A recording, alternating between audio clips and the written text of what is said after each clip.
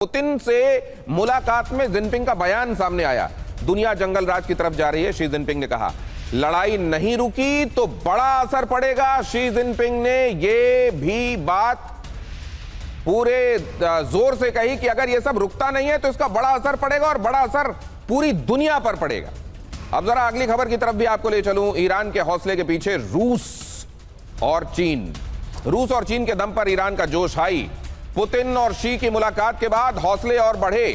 क्या ऐसा होगा कि वहां ये मुलाकातें जो हैं ईरान पर फर्क डाल रही हो, ईरान के हौसले पर फर्क डाल रही हो, या वहां होने वाली मुलाकातों को ईरान वाले मामले से जोड़कर एकदम सीधा नहीं देखना चाहिए? हो सकता है अप्रत्यक्ष रूप से ऐसा हो रहा हो, लेकिन डायरेक्टली ऐसा हो रहा हो, ऐसा मान लेना थोड़ा सा ज्यादा हो जाएगा, आउट ऑफ प्रपोर्शन हो जाएगा। जनरल मेस्टन, देखिए, जहाँ तक ये स्टेटमेंट्स आए हैं, मेरे को लगता है इसमें कोई खास दम नहीं है। पहली बात ये जो जंगल राज है, जंगल राज आज कौन फैला नहीं रहा है।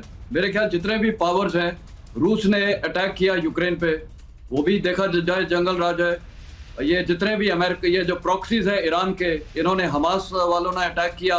उसके बाद आपने देखा ये जितने भी प्रॉक्सीज हैं, हुतीज वगैरह, ये जब भी इनकी मर्जी आती है वो रेड सी को या वो बाबुल मंदेब स्टेट को ब्लॉक कर देते हैं, पायरेसी करते हैं।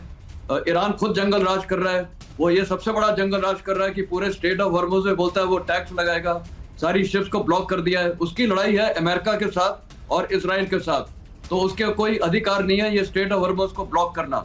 अमेरिका ने भी खुद जंगल राज। जनरल साहब, अगर ऐसा मान भी लिया जाए कि सारे ये मतलब अपने हिसाब से रूल को मानते हैं या अपने हिसाब से रूल को वायलेट करते हैं, तो ज्यादा बड़ा वायलेटर कौन है?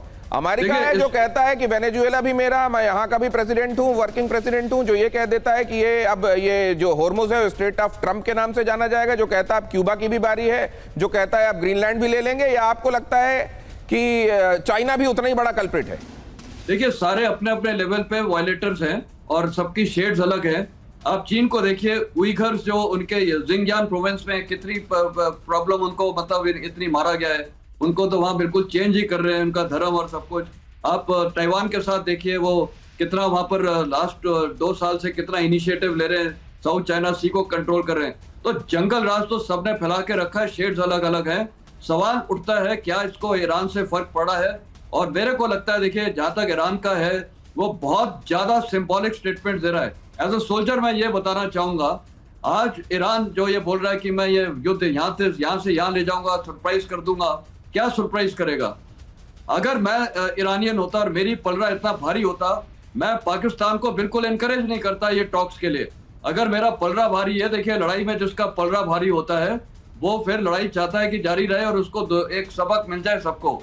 लेकिन वो अभी भी टॉक्स कर रहा है, अमेरिका के पास प्रपोजल दे रहा है, और अमेरिका भी। तो वही मेरा एक स्टार्टिंग स्टेटमेंट था, लड़ाई दोनों नहीं चाहते हैं, लेकिन अब स्टेज ये आ गई है कि ईगो। लेकिन जनरल साहब, क्या ये बात मानेंगे, आप बहुत महत्वपूर्ण कह रहे हैं कि अगर इतना ही आप ताकतवर हैं और इतना ही आपकी क्षमताओं पर आपको भरोसा है, तो फिर आप पाकिस्तान के जरिए फिर बातचीत करने की कोशिशें क्यों कर रहे हैं? ये बात आपकी महत्वपूर्ण है, लेकिन सर, क्या अमेरिका उसके लिए तैयार था? जो हमले के बाद ईरान ने जिस तरीके से अपना रूप दिखाया है, जाहिर है वो भी सरप्राइज था।